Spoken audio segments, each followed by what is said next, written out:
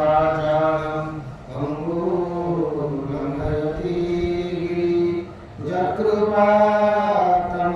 वन्दे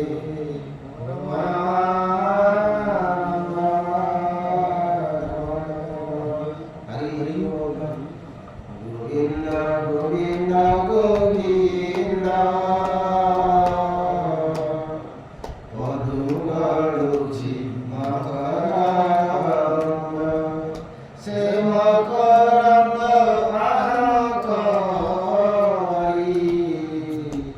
हेले तरिले ब्रजनारी से ब्रजनारी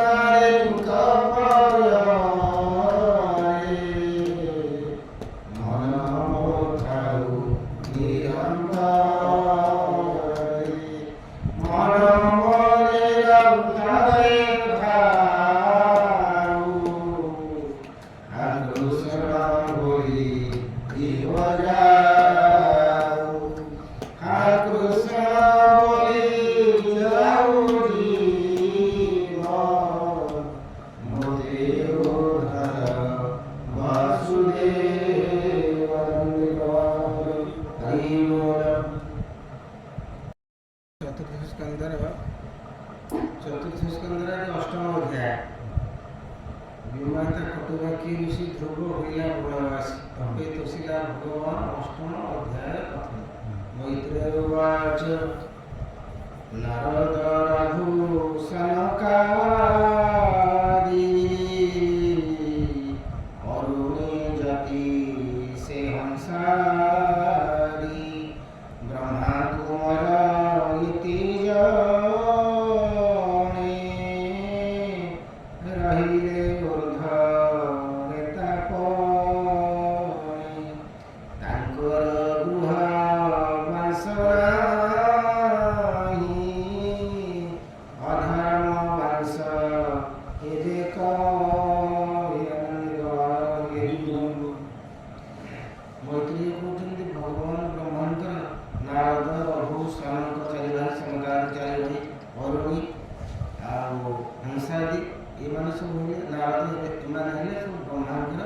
सन्यासी पुत्र एम सब सन्यासी गले जो मैंने एमकर गृह वंश किसी ना सन्यासी वंश वंश ना कि गृह ना सी पृथ्वी को अवलम्बन कर तेरे अधर्म वंश भगवान ब्रह्मा भगवान जन्म अधर्म से वंश इतिहास कथा कह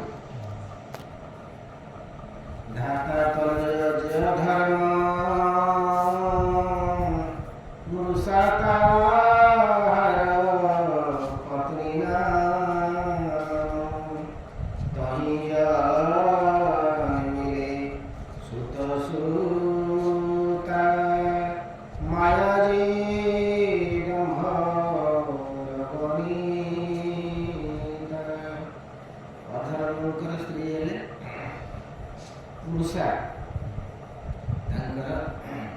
पुत्र कन्या जन्म है माया हूँ पुत्र और तार स्त्री हूँ दंभ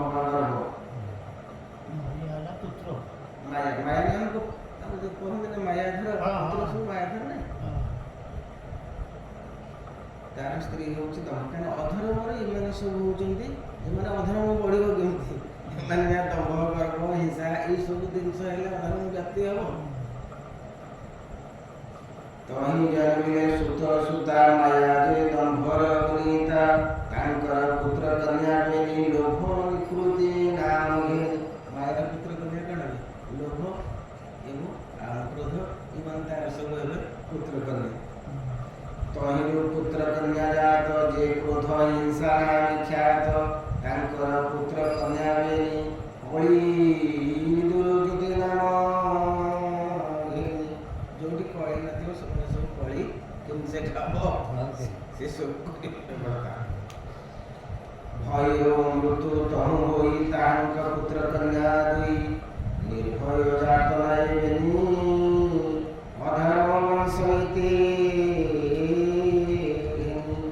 मनोराज वंशहि प्रमाद छळे कहिनाई एबे कहिबा स्वयंभुव मन मनुर वंश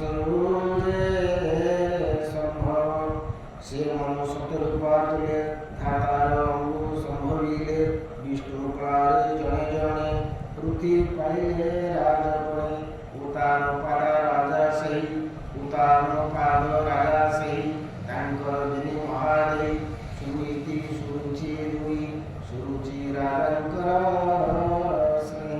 ଏ ସ୍ୱୟଂଭୂଙ୍କର ପୁତ୍ର ହେଉଛନ୍ତି ଉତ୍ତାନପାଦ ଏବଂ ପ୍ରିୟବ୍ରତ। ଦୁଇ ପୁତ୍ର ତାଙ୍କର ତିନି କନ୍ୟା ଦେବଭୂତି ଆକୃତି ଏବଂ ପ୍ରସୂତି ତିନି କନ୍ୟା।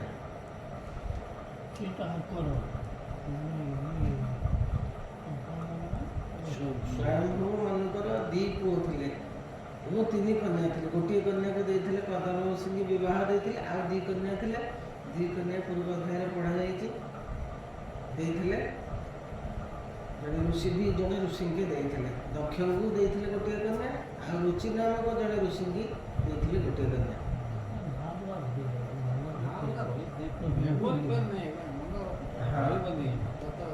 এইটা କ'ଣ ହେଉଛି ନା ଏଇଟା ଏଇ ଯେଉଁ ଶୁଣୁଛେ ତାକୁ ଆଉ ଥରେ ମନନ କରିଦେଲେ ଯେ ଆଜି ଇଏ ପଢ଼ା ହେଇଛି ତାହେଲେ ସେ ମନେ ରହିଯିବ। ଏ ଗାମୁଛାଟା ଏମିତି ପକା ପାଖରେ ହଁ ସେମିତି ପଡ଼ିବ ସବୁ ଲୋକ ତାଙ୍କର ସେଇ ଯୋଗୁଁ କହିଲି ଗୋଟିଏ କନ୍ୟାଙ୍କ ବିଷୟ ଆମେ ଶୁଣିଛେ, ଶୁଣିଛେ ଆକୁତି ପ୍ରସୂତିଙ୍କ କଥା ବି ପୂର୍ବ ଅଧ୍ୟାୟରେ ସରିଯାଇଛି। ଦକ୍ଷଙ୍କୁ ଦେଇଥିଲେ ପ୍ରସୂତି କନ୍ୟାକୁ, ତାଙ୍କର 16 ଜଣ ହେଇଥିଲେ କନ୍ୟା ଦକ୍ଷଙ୍କ ଆଡ଼ୁ। ପ୍ରସୂତି କନ୍ୟାଙ୍କର ହେଇଥିଲେ 13 ଜଣ ଦେଇଥିଲେ ଧର୍ମକୁ, ଆଉ ଜଣେ କଶ୍ୟପକୁ ଦେଇଥିଲେ, ଭୃଗୁକୁ ଦେଇଥିଲେ। ଏମାନଙ୍କୁ ସବୁ ସେ କନ୍ୟା ଅଗ୍ନିକି ଦେଇଥିଲେ ଗୋଟିଏ କନ୍ୟା, 16 ଜଣ କନ୍ୟା। ଆଉ ରୁଚି ନାମକ ଯେଉଁ ଋଷି ବିବାହ ହେଇଥିଲେ ଆକୁତିକି, ତାଙ୍କର କନ୍ୟା ହେଉଛି ଦକ୍ଷିଣା। ସେ କନ୍ୟା ସେ ମଧ୍ୟ ତାକୁ ବିବାହ ଦେଇଥିଲେ ଜଣେ ଋଷି। ଏଇଟା ଖାଲି ଆଲୋଚନା ହେଉଛି ନା, ଗୋଟେ ବଂଶର ପରିଚୟ ସମ୍ୟକ ଭାବରେ ଜାଣିଲେ ଆପଣ ସାଡ଼କୁ ଜାଣିପାରିବେ ହଁ ଏଇମାନେ ଏଇ ବଂଶର ସବୁ ଅଟନ୍ତି।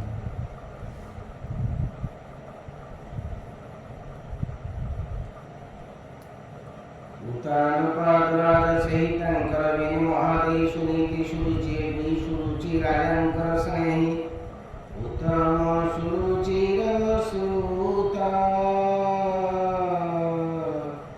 ସୁନୀତି ଠାରୁ ଧ୍ରୁବଜାତ ଦିନେକ ସୁରୁଚି କୁମାର କୁଳେ ବସନ୍ତି ନିରୁପମ ଧ୍ରୁବ ପ୍ରବେଶ ହେଲା ଜାଣି କୁଳରେ ବସିବା ଇଚ୍ଛଇ। ରାଜା କରନ୍ତି ଅନାଦର ସୁରୁଚି ଭାଷେ କଟୁରୀର ହେ ଧ୍ରୁବ ରାଜପୁତ୍ର ହେଉ ନିରୁପାସନ ପୂଜ୍ୟ ନହୁ ମୋର ଗର୍ଭରେ ଜନ୍ମ ନାହିଁ ରାଜଆସନ ଇଚ୍ଛୁ କାହିଁ ମୋର। ସୁରୁଚିଙ୍କର ପୁତ୍ର ହେଉଛନ୍ତି ଉତ୍ତମ ଏବଂ ସୁରୁଚି ହେଉଛନ୍ତି ରାଜାଙ୍କର ଭାରି ସ୍ନେହ ତାଙ୍କ ପ୍ରତି। ସୁନୀତିକି ଏତେ ସେ ଭଲ ପାଆନ୍ତିନି, ତେଣୁ ଉତ୍ତମ ତାଙ୍କର ପୁତ୍ର ଯାଇ ଯେତେବେଳେ ରାଜାଙ୍କ କୋଳରେ ବସିଲା, ଇଏ ମଧ୍ୟ ଧ୍ରୁବ ଛୋଟ ପିଲା ହେଲା, ବାପା ମୁଁ ଆପଣଙ୍କ କୋଳରେ ଟିକେ ବସିବି।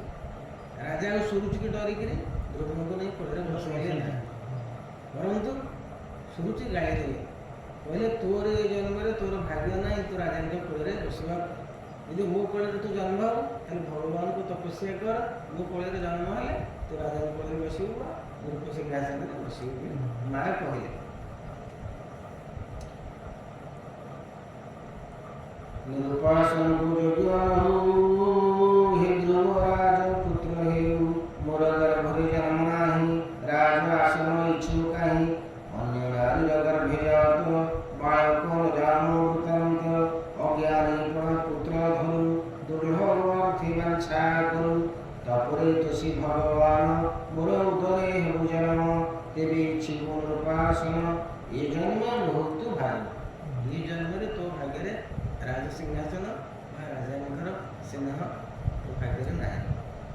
ମୈତ୍ରେୟ ଉବାଚ ମାତା ସପତ୍ନୀ ଦୁଷ୍ଟବାଣୀ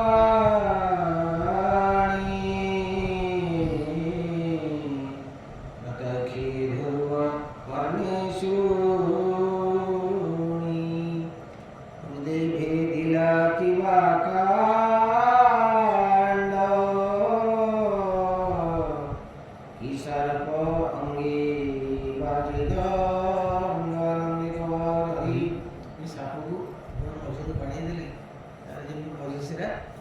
ଭାଙ୍ଗିଯାଏ ସେ ଛଟଛଟ ବାହାରେ ସେମିତି ଏ କଟୁ ରୂପକ ବାଣ ଯେତେବେଳେ ସେ ଧ୍ରୁବଙ୍କ କାନରେ ବାଜିଗଲା ପିତା ମୋତେ ଏଇଭଳିଆ କହିଲେ ଓ ବସିଲେ ମା ମୋତେ ଏମିତି ଗାଳି ଦେଲେ ତାଙ୍କୁ ବହୁତ କଷ୍ଟ ହେଲା। ଏ ଛଳବାଣୀ ରାଜା ଶୁଣି କିଛି ନ ବୋଲି ହେଲେ ତୁନି ତେଣୁ ବହିଲା ଧ୍ରୁବ କୋପ ନିଶ୍ୱାସ ଛାଡ଼ି ଯେହ୍ନେ ସର୍ବ ରାଜନୀତି ଧ୍ରୁବ ଗଲା ନିଜ ସଦନେ ସେ ମିଳିଲା ରୋଦନ କରି କ୍ରୋଧ ଭୟରେ ମିଳିଲା ମାତାର ଛାମୁରେ ମାତା ସୁପୁତ୍ର ମୁଖ ଚାହିଁ ସମ୍ମାନେ କୋଳରେ ବସାଇ ସର୍ବଚରିତ ପଚାରିଲେ ଶୁଣି ସେ ବ୍ୟାକୁଳି କାନ୍ଦିଲେ। ଧ୍ରୁବଦେବ କାନ୍ଦି କାନ୍ଦିକା ଯାଉଛନ୍ତି ମା ବଡ଼ ବ୍ୟସ୍ତ ବିବ୍ରତ ହୋଇ ତାକୁ ନେଇ କୋଳରେ ପଚାରିଲେ ଆରେ କାହିଁକି କାନ୍ଦୁଛୁ ନା ଏଇଭଳିଆ ଘଟଣା ମା ମୋତେ ଗାଳି ଦେଲେ ପିତା ମଧ୍ୟ ସେଠି ତାଙ୍କୁ ସମର୍ଥନ କଲେ ସେଇଥିପାଇଁ ମୁଁ କାନ୍ଦୁଛି। ମା ମଧ୍ୟ କାନ୍ଦିଲେ। ପୁରଜନକ ମୁଖ ଶୁଣିତି ସପଦିନେର ବାଣୀ ଅତ୍ୟନ୍ତ ବ୍ୟଥା ପାଇଗଲେ ପୁତ୍ରକୁ କହେ ସାବଧାନେ ଏ ପୁତ୍ର କର୍ମ ଆଦରିବା ଏ ଦୁଃଖ କାଳେ କହିବା ପର କଥାକୁ ଅଭିମାନ ଘେନନ୍ତି ନାହିଁ ସାଧୁ ଏ ପୁତ୍ର ଶୁଣୁଛି ବଚନ ତାହାକୁ ସତ୍ୟ କରି ଘେନ ଯାହା ସେ ମୋତେ ଦୁର୍ଭାଗୀ କହିଲା ହିଂସା ଭାବ ସେ କଥା ସତ୍ୟ ଏଣୁ କଲି ରାଜା ନ ବୋଲେ ଭାଜା ବୋଲେ ଆନନ୍ଦ କବାର ଧରି ବୋଲ ହେଲେ ବାପା ତୁ କାନ୍ଦନା ଶୁଣୁଛି ଯାହା କହିଛି ତାହା ଅକ୍ଷରେ ଅକ୍ଷରେ ସତ୍ୟ। କାହିଁକି ରାଜା ଯେତେବେଳେ ମୁଁ ତାର ସ୍ତ୍ରୀ ବୋଲି ବା ଭାର୍ଯ୍ୟା ବୋଲି ମୋତେ ଗଣନା କରୁନି ଆଉ ଶୁଣୁଛି କାହିଁକି ଏ କଥା ନ କହିବ। ତେଣୁ ତୁ ସେ ମାନ ଅପମାନକୁ ଭୁଲିଯାଏ। ହେ ବାବୁ ହୃଦୟ ତୋର ନିର୍ମଳ କରି ବିମର୍ଷ ଛଳ ବଚନ ମୂଳ କରି ଶ୍ରୀହରି ଚରଣେ ଶିବ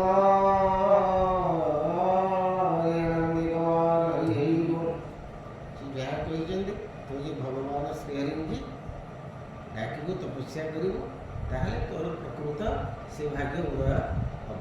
ତେଣୁ ସେ ଯାହା କହିଛନ୍ତି ସତ୍ୟ କଥା। ହୃଦୟ କର ଆରାଧନ ଯେବେ ତୁ ଇଚ୍ଛୁ ନୃପାସ ସେ ବିଶ୍ୱ ରଖି ଇଚ୍ଛା করে সর্বণে সত্যমূর্তি ধরে পূজি তাঙ্কর পদ্ম পাদ ধাতা লঘিলা ব্রহ্মা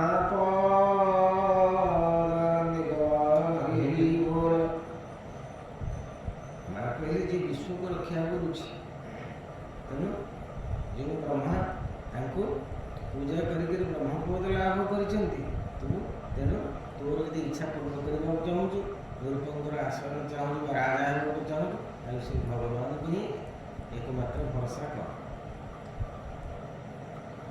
ସିଏ ଭୃତ୍ୟ ବତ୍ସଳ ପୟର ହେ ପୁତ୍ର ବେଗେ ଆଶ୍ରୟ କର ଯେଉଁ ସେ ଅଭୟ ଚରଣ ଆଶ୍ରୟ କରନ୍ତି ମୁନିଗଣ ଭଗବାନ ହେଉଛନ୍ତି ଅଭୟର ପ୍ରତୀକ।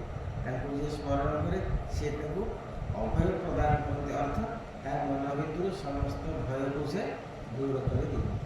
ଆପଣଙ୍କ ମନ ଭିତରେ ଆଉ ଭୟ ଭାବଟା ରହିବ, ନିର୍ମଳ ହେଇଯିବ ମନ। ତୁ ଏବେ ସର୍ବଧର୍ମ ତେଜ ପରମ ପୁରୁଷଙ୍କୁ ଭଜ।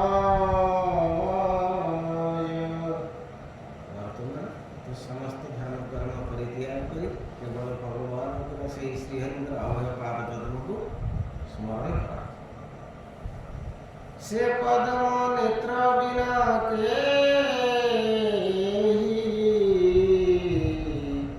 ଦୁଃଖ ହରନ୍ତା ତୋର ନାହିଁ। ଜଗତ ବନ୍ଦନିଆ ନାରୀ ସେ ଲକ୍ଷ୍ମୀ করে পরম তোড়ি পদ কমলে পরিচারি করন্তি নীতি করন্তি নিউছাড়ি হরি ବୋଲ। ତାଙ୍କୁ ତୁ ତପସ୍ୟା କଲେ, ତାଙ୍କୁ ତୁ ସ୍ମରଣ କୀର୍ତ୍ତନ କଲେ, ତୋର ସମସ୍ତ ଇଚ୍ଛା ପୂର୍ଣ୍ଣ ହେବ। କାହିଁକି ନା ଜଗତ ଜନନୀ ଲକ୍ଷ୍ମୀ ପ୍ରତିଦିନ ପଦ୍ମ ନେଇକିରି ଭଗବାନଙ୍କୁ ଅର୍ପଣ କରନ୍ତି ତାଙ୍କର ସନ୍ତୋଷ ବିଧାନ ପାଇଁ। ସେ ପଦ୍ମ ପଦେ ଆଶ୍ରୟ କର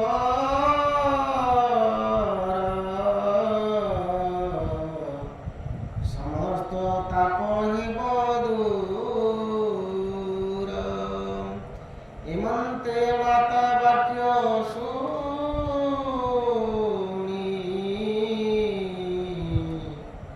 ଧ୍ରୁବ ମୃତ ପ୍ରାୟ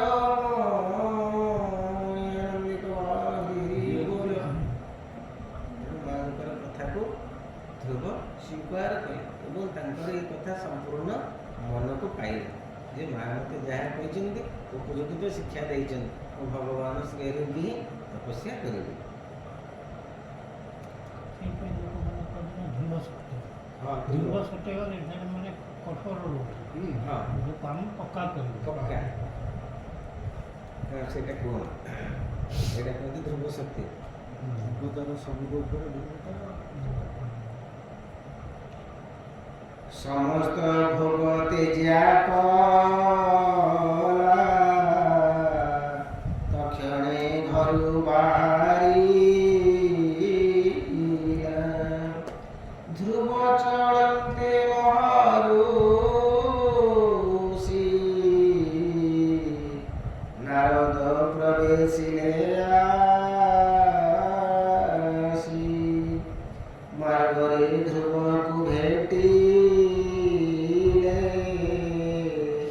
ସନ୍ତୋଷେ ଆଶୀର୍ବାଦ କଲେ।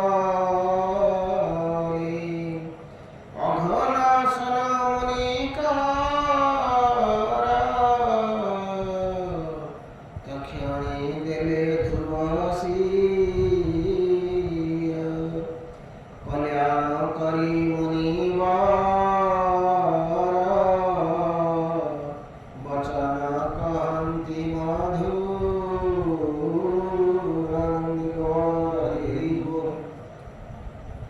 ଯେହେତୁ ତାର ପୂର୍ବଜନ୍ମର ତପସ୍ୟା ଥିଲା ଏବଂ ଅତ୍ୟନ୍ତ ସାଧୁ ସ୍ୱଭାବର ଥିଲା, ତେଣୁ ମହର୍ଷି ନାରଦ ଆସିକରି ତାଙ୍କୁ ଭେଟ ହେଲେ ଏବଂ ତାଙ୍କ ମୁଣ୍ଡରେ ହାତ ଦେଇକି ତାଙ୍କୁ ଆଶୀର୍ବାଦ ପ୍ରଦାନ କରୁଛନ୍ତି ଯେ ତୋର ସମସ୍ତ ଉଦ୍ଦେଶ୍ୟ ସିଦ୍ଧି ହବ। ନାରଦ ଉବାଚ ଧନ୍ୟ କ୍ଷତ୍ରିୟଙ୍କ ସ୍ୱଭାବ କିଞ୍ଚିତ ଲଭି ମାନଭଙ୍ଗ। ବାଳକ ହୃଦୟ ସହିଲା ଛଳେ ଯାଇ ମାତା କହିଲା। ନାରଦ କହୁଛନ୍ତି କ୍ଷତ୍ରିୟ ମାନଙ୍କର ଗୋଟେ କଥା ହେଉଛି ସେ କାହାର ଦୁର୍ବାକ୍ୟକୁ ସହିପାରିବେ ନାହିଁ। କ୍ଷତ୍ରିୟଙ୍କର ଇଏ ଗୋଟେ ସ୍ୱଭାବ, ଯେ କାହାରି ଦୁର୍ବାକ୍ୟକୁ ସେମାନେ ସହ୍ୟ କରିପାରିବେ ନାହିଁ।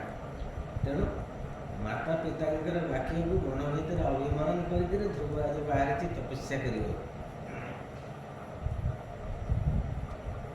ଏହା ବିଚାରି ମହାରୁଷି ଧ୍ରୁବକୁ ମଞ୍ଜୁ ବାଣୀ ଭାସି। ହେ ପୁତ୍ର ବାଳୁତେ କି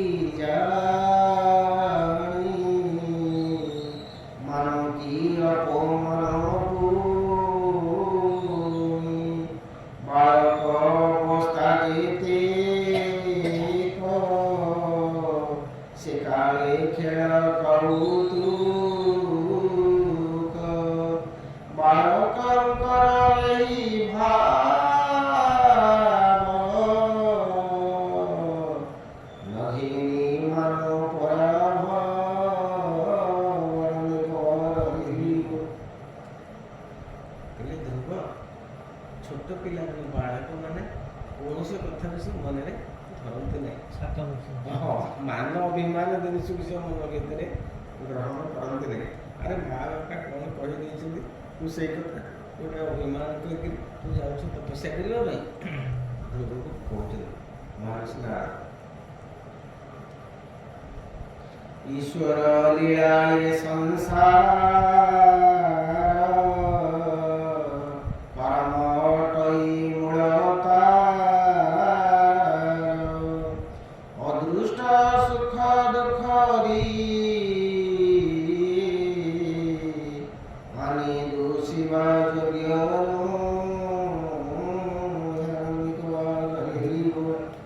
ମା ବାପାଙ୍କ ଉପରେ ତୁ କାହିଁକି ରାଗିଛୁ? ଅଦୃଷ୍ଟ କହିଲେ ଭାଗ୍ୟରେ ତୋର ଥିଲା, ତୁ ଆଜି ଅପମାନ ପାଇଛୁ। ପିତା ତୋତେ ଏଭଳିଆ କଥା କହିଲେ, ମାତା ଏଭଳିଆ କଥା କହିଲେ, ମାତା ପିତାଙ୍କର ଦୋଷ ଦେଲେ, ଏଇଟା ତ ଅଦୃଷ୍ଟରେ ଅଛି, ତ ଭାଗ୍ୟରେ ଅଛି, ତୁ ଏ କଥାଟା ଶୁଣିବୁ ହିଁ ଶୁଣିବୁ। କର୍ମ ଆଦରି ସହି ଦୁଃଖ କେବେ ରହିବ ବିମୁଖ। ଯେତେବେଳେ ଯାହା କର୍ମରେ ଦୁଃଖ ସୁଖ ଆସୁ ତୁମେ ତାକୁ ସହିବା ପାଇଁ ବାଧ୍ୟ। ଆଉ ନ ସହିଲେ ସେ ଦୁଃଖ କୁଆଡ଼େ ପଳେଇବ, ସେ ଦୁଃଖ ତୁମକୁ ଭୋଗେଇକିରି ହିଁ ଯୁଆଡ଼େ ଯିବ। ମାତାର ବାକ୍ୟ ଅନୁମତି ତୋର ଗମନ ତପରଥେ ଦୁଃସାଧ୍ୟ ବିଷ୍ଣୁ ଆରାଧନ କଳ୍ପନ୍ତି ଫୁଟି ମଣିଷ। ମୁଁ ସେ ତପସ୍ୟା କଥା ତୋତେ କହୁଛି ଧ୍ରୁବ, ଆରେ ତୁ ଛୋଟ ପିଲା ବୁଝିନୁ ତପସ୍ୟା କ'ଣ। କଳ୍ପ କଳ୍ପ ବସି ଋଷିମୁନି ମାନେ ଭଗବାନଙ୍କୁ ତପସ୍ୟା କରୁଛନ୍ତି, ତାଙ୍କେ ଦେଖା ଦର୍ଶନ ହିଁ ପାଉନାହାନ୍ତି। ତୁ ଯାଉଛୁ ତପସ୍ୟା କରିବାକୁ, ଏତେ ବଡ଼ ଛୋଟ ପିଲା, ଏମିତି ତୁ ସାହସ କରିଛୁ ବଳରେ ଯାଇକି ବସି ଭଗବାନଙ୍କୁ ତପସ୍ୟା କରିବୁ।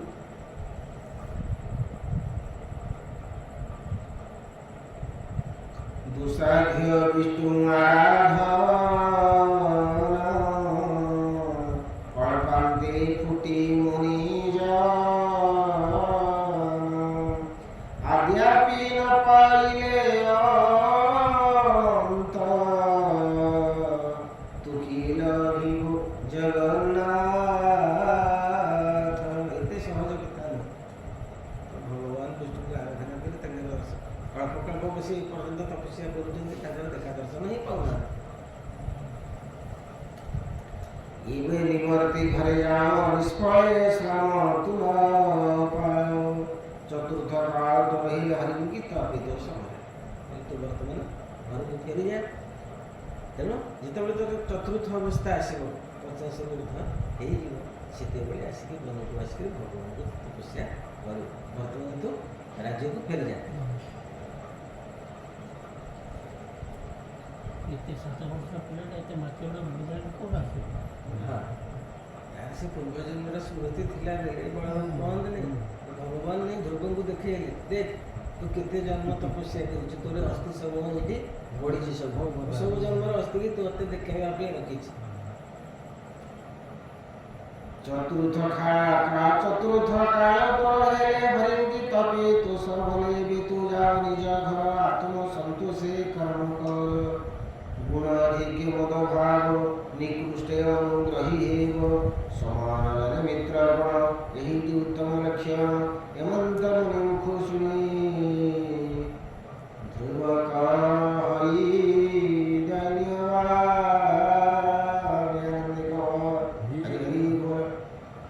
এই କଥା ନାରଦଙ୍କର ଶୁଣି ଧ୍ରୁବ ଅତ୍ୟନ୍ତ ବିନମ୍ର ଭାବରେ ଏବଂ ଏକୁଆରେ ନିକୃଷ୍ଟ ଭାବରେ ସେ ମହର୍ଷି ନାରଦଙ୍କୁ କହୁଛନ୍ତି, ହେ ମହର୍ଷି ତୁମ୍ଭ ବାକ୍ୟ ସର୍ବ ସତ୍ୟଟି ପ୍ରତ୍ୟକ୍ଷ। ଆପଣ ଯାହା କହିଲେ ତାହା ହିଁ ସତ୍ୟ। ସୁରୁଚି ବାଣୀ ସରାଘାତ ବଳେ ବହୁଧ ବ୍ୟାକୁଳିତ, ତହିଁ ତୁମର ବାକ୍ୟ ସାର ନ ରହେ ଦୋଷ ନାହିଁ ମୋର।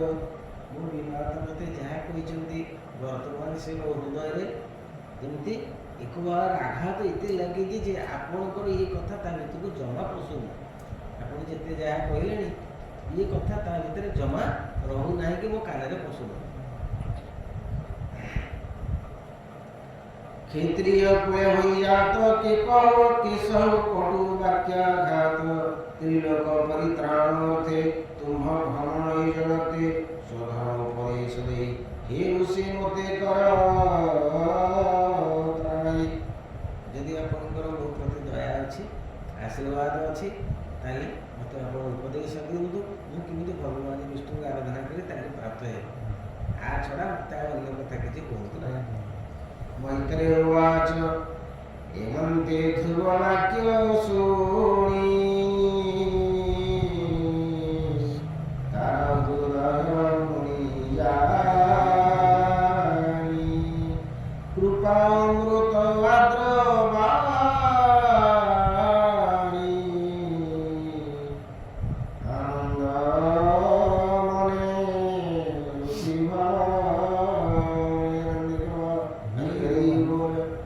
नारद कहले जे वर्तमान दृढ़ संकल्प होइछन्ति ध्रुव आउ घरକୁ फेरिबे ना तेणु ताଙ୍କ प्रति मन भिତରେ आशीर्वाद ଏବଂ ଦୟା ଭାବ ରଖି ତାଙ୍କୁ କହିଲେ नारद उवाच जननी वाक्य मार्ग तोर निश्चय हरिके आश्रय कर जे धर्म अर्थ काम मोक्ष वांछा जे करन्ति पदाख्य यदि मांकर कथा तो इति आघात देछि ताले भगवान श्री हरि की जो तपस्या कर से धर्म अर्थ काम मोक्ष जगत समस्त ऐश्वर्य सहित सुख संपद देवा ପାଇଁ से समर्थ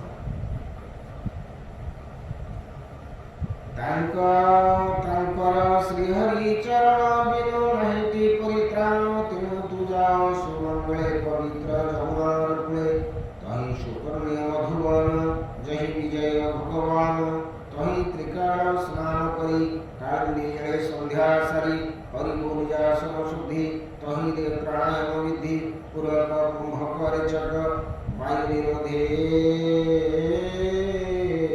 सुबी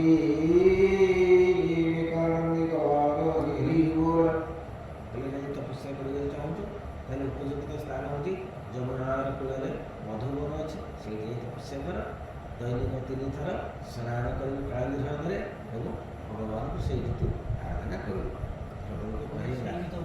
हाँ से अल्प अल्प साधन मनरे करी गुरु ध्यान हृदय निर्मल करिबो मन चंचल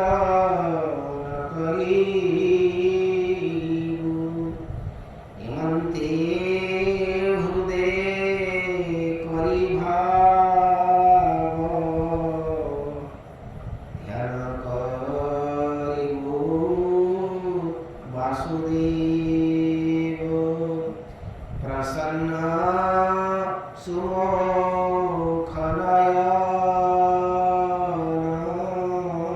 सुमुखनयन सुंदर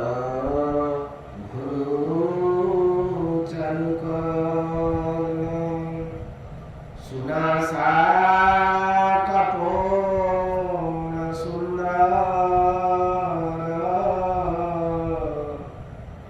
तरुण अपांग मधुर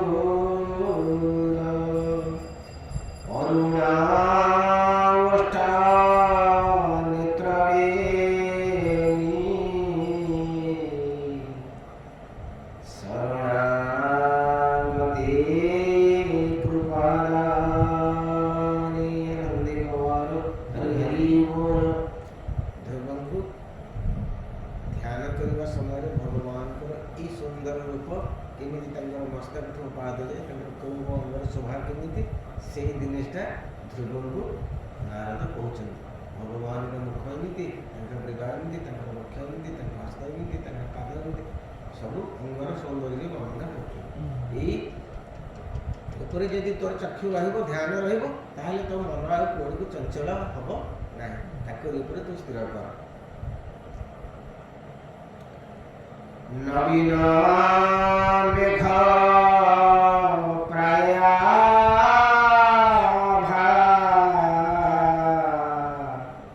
श्रीवत्स चिन्ह हृदय शोभा वनमालाये हृदय शोभे पुरुष रूपे मनमोहि किरीटा कुंडल केयूर वलय कौस्तुभ सुंदर पीताम्बरसना परिधान कटी में खड़ा शोभामान नुपुर रंग पदेश हे जननयन मनमोहि बेनिपादरे नख श्रेणी भक्त हृदय चिंतामणि करुणा निशानुराग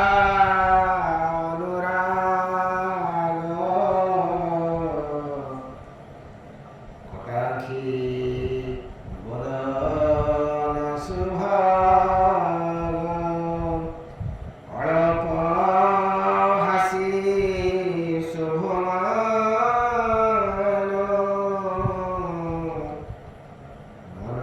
मननिश्चले कर ध्यान निगहर हरि बोल भगवानଙ୍କର ହୃଦୟ ପ୍ରଦେଶରେ ଶ୍ରୀବତ୍ସଙ୍କର ବ୍ରାହ୍ମଣଙ୍କର ପଦଚିହ୍ନ ବେକରେ ବନମାଳା କାନରେ ମକରକୁଣ୍ଡଳ କଟିରେ ପୀତବସ୍ତ୍ର ପାଦରେ ନୂପୁର ଭଗବାନ ଶ୍ରୀହରିଙ୍କର ମୁଖ ପଦ୍ମ ପଦ୍ମ ଭଳିଆ ସୁଶୋଭିତ ଏବଂ ସ୍ମିତ ହାସ୍ୟ ସବୁବେଳେ ସେ ଅଳ୍ପ ଅଳ୍ପ ହସୁଥିବେ ଏହି ସୁନ୍ଦର ରୂପକୁ ତୁ ଧ୍ରୁବ ସଦାସର୍ବଦା ଧ୍ୟାନ କର।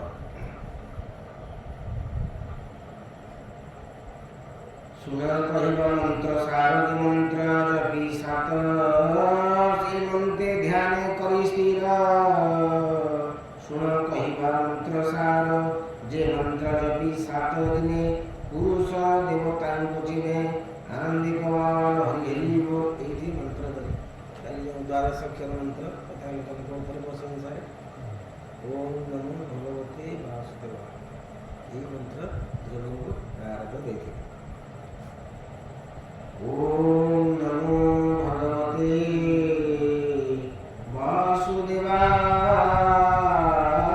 वासुदेवाय हे मंत्रे उपचार देव हृदय विष्णुमुख देव पवित्र जल वन्य फल ध्रुव तुलसी वस्त्रमाल जेबे शिव आत्मभाव शिरादि प्रतिमा करीब समस्त करी निवेदन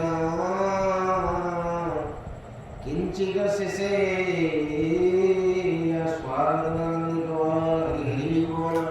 ध्यान शेष भगवान को बड़े जहाँ मिल फल टे मिलू फल टे मिलू तुलसी टे मिलू टे दुब मिलू जहाँ मिलू भगवान से पाद पद्मे अर्पण कर तुम किसी प्रयास कर ध्यान भांगिरा कर।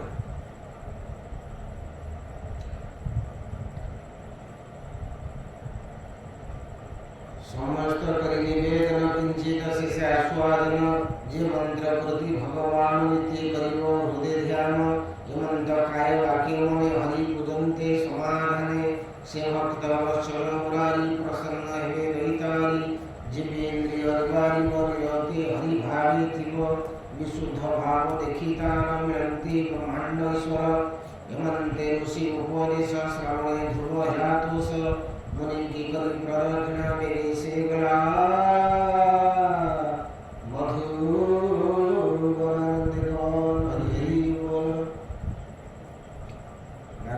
नारद महर्षि समस्त उपदेश मंत्र प्राप्त होकर प्रदक्षिण कर प्रणाम कर प्रभु वर्तमान मधुबन को जाऊँच तपस्या करने हाँ हाँ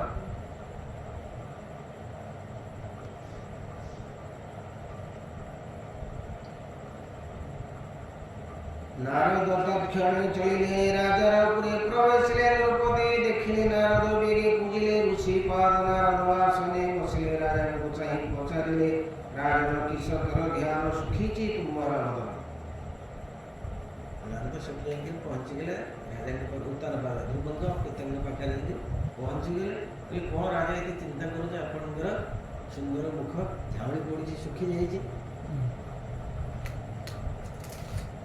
ରାଜନ କିଶକର ଧ୍ୟାନ ଶୁଖିଛି ତୁମ୍ଭର ବଦନ, କିବା ସଫଳ ନୁହେଁ ଧର୍ମ, କିଏ ବା ପୁଣି ଅର୍ଥ କାମ। ରାଜା ଉବାଚ ରାଜା ବରନ୍ତି ମୁନି ଶ୍ରେଷ୍ଠ, ମୋର ହୋଇଛି ପୁତ୍ର କଷ୍ଟ, ବିମାତା ବାକ୍ୟ ନ ସହିଲା, ମୋ ପୁତ୍ର ଘରୁ କେଣେ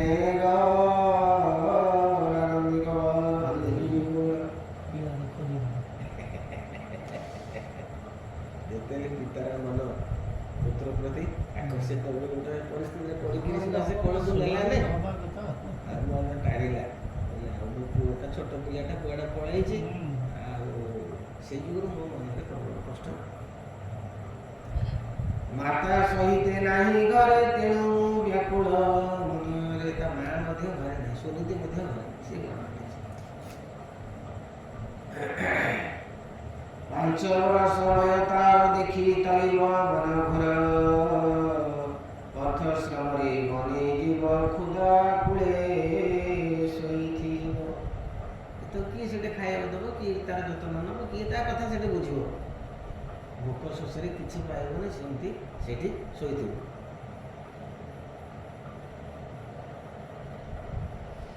ତାହାକୁ ଦେଖି ମନ ଜୀବ ବ୍ୟାଘ୍ର ଯେ ନିଶ୍ଚୟ ଭକିବ, ବଡ଼ ଦୁଷ୍ଟ ପଣ କଲି, ପୁତ୍ରକୁ କୋଳେ ନ ଧରି, ସ୍ତ୍ରୀ ବସରେ ଅଜ୍ଞ ଭାବ, ତେଣୁ ଲଭେରି ପରାଭ।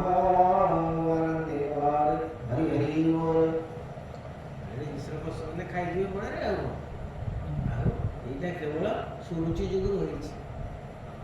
ତା କଥାକୁ ଭାଙ୍ଗି ନପାରି ତା ବସରେ ମୁଁ ଥିବାରୁ ଆଉ ଧ୍ରୁବକୁ ମୁଁ ସ୍ନେହ କରିପାରିଲେ ନାହିଁ, ତେଣୁ ସେ ପଳେଇଲା ଋଷି।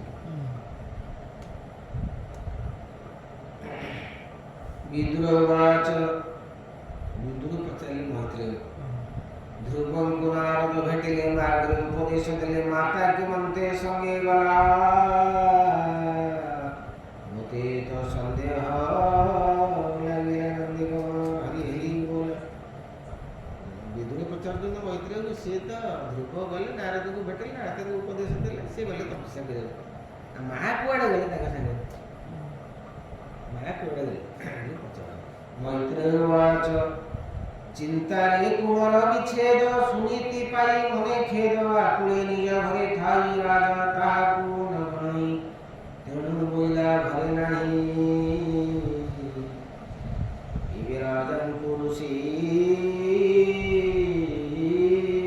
କହିଲେ, ନନ୍ଦିକ ହରି ହରି ବୋଲ।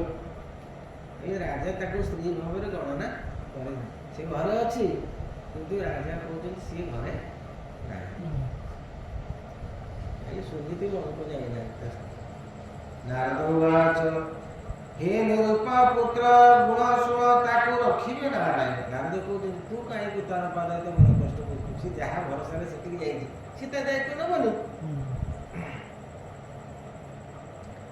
ତା ଯଶ ସଂସାରେ ପୁରିବ, ତୁହି ନ ଜାଣୁ ତା ପ୍ରଭାବ, ସାଧ୍ୟ ତପସ୍ୟା କରିବ, ଲୋକ ପାଳଙ୍କୁ ସେ ଦୁର୍ଲଭ, କରିବ ତା ଯଶ ବିସ୍ତାର,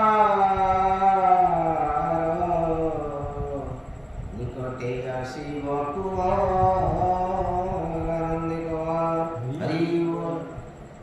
କହିଲେ ଧ୍ରୁବ ଏଭଳି ଯଶକୀର୍ତ୍ତି କରିବ, ଏଭଳି ତପସ୍ୟା କରିବ, ସଂସାରରେ ତାର ଯଶକୀର୍ତ୍ତି ସବୁଆଡ଼େ ହିଁ ପୁରିଯିବ। ତେଣୁ ତୁ କୌଣସି ଦୁଃଖ କର, ସେ ଖୁବ୍ ନିକଟରେ ଫେରି ଆସିବ ପୁଣି ରାଜ୍ୟ।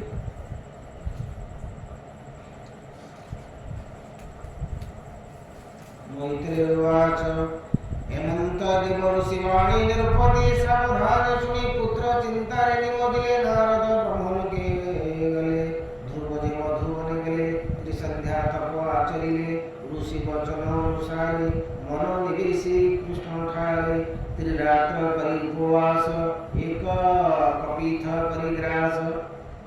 तीन दिन तो ये परिवार होता ता माँ बाप लेके पहुंचे देखो छुआटा कड़ू पड़े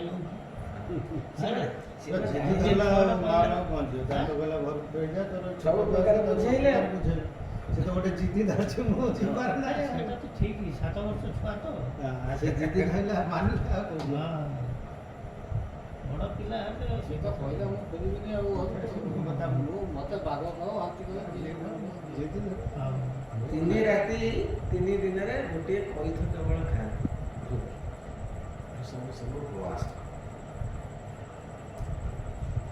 त्रिरात्र करी उपवास एक कपीथ परिग्रास पुणी त्रिरात्र अनशन बदरी फलेक भोजन पुणी तीन रात पर गोटे बरकोड़ी ही खाते कईथ छाड़े कईथटा टे बड़ पुणी कमे देले गोटे बरकोड़ी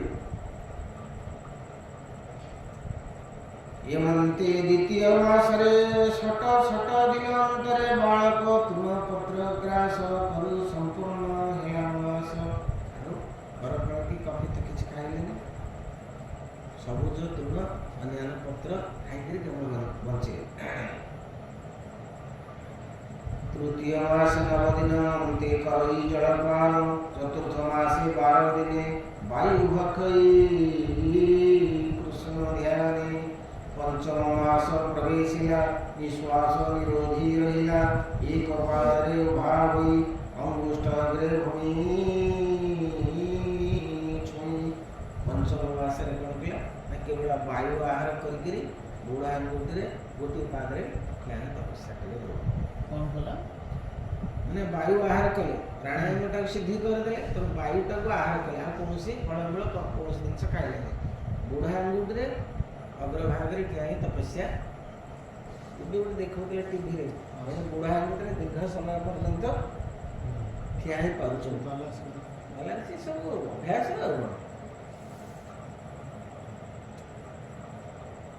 मन पवन एक परेन्द्रिय चेष्टा परिहरी मोहा मोह मोह गाड़ी कराधार प्रभु परमेश्वर ब्रह्म धारण आचरिला ये तीन भुवन कंपिला ध्रुव उष्टाग्रलागी मही उला दुख भागी अस्थिर भारे नावन्य निमग्ना हुई अर्धमाने अत्यंत दृढ़ करी ध्यान विश्व स्वरूपी भगवान। ध्रुवेंद्र तपस्या देखी पृथ्वी माता मध्य कष्ट अनुभव ध्रुव गोटे छोट पिला ना गोटे ठिया भगवान को तपस्या करुच्ची।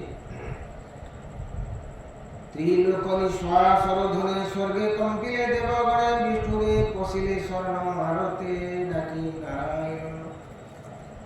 ध्रुवेंद्र निश्वास बंद करले समस्त देवता मान पृथ्वी लोक निश्वास बंद है तब समस्त हस्तगत भगवान विष्णु के निकट देवता मान कहले आज्ञा शीघ्र जाकि पहुँचतु ना संपूर्ण जिस वायु रोध करदे त्रिजगत नाश हो देवता मान भगवान विष्णु पद समस्त पहुँचे।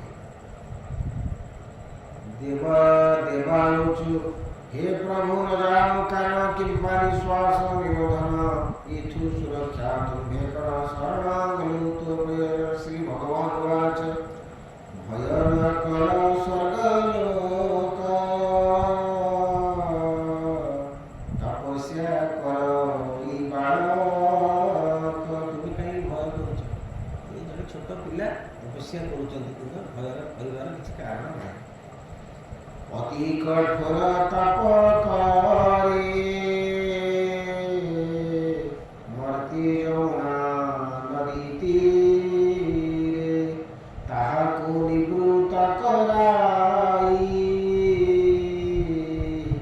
वंचित बल देवी मोहि सुनी श्री हरिर वचन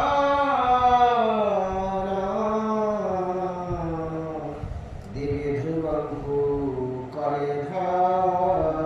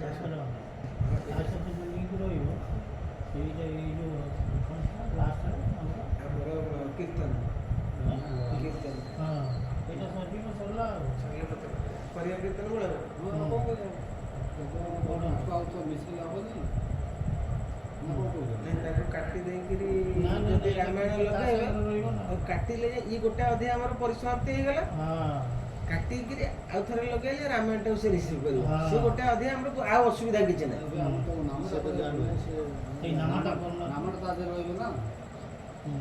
ନା ନାଇଁ ନାମଟା ଶେଷରେ କରିଦେଇଥାନ୍ତେ ଏକାଥରକେ ଆଉ ସେଟା ଆମେ ଜାଣିଥିଲେ ସିନା। ନା ନାମଟା କରୁନ।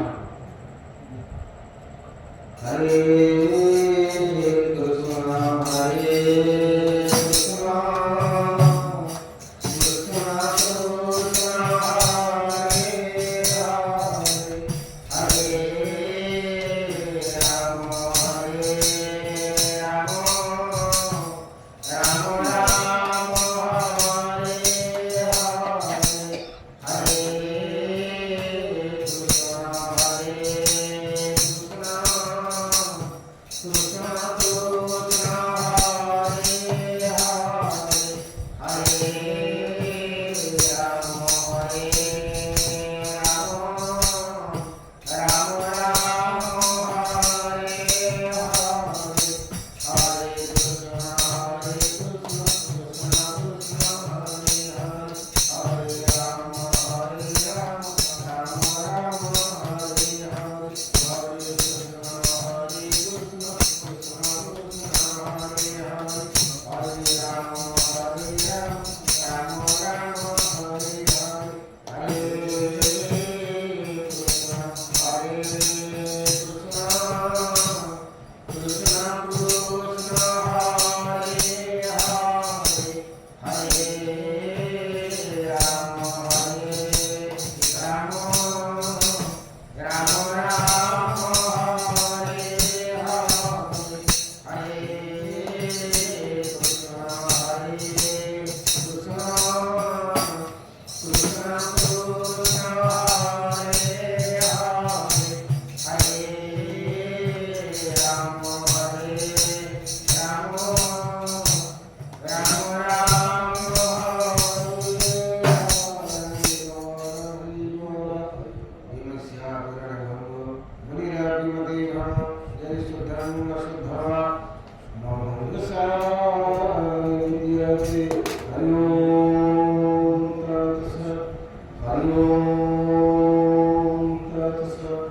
हरि ओम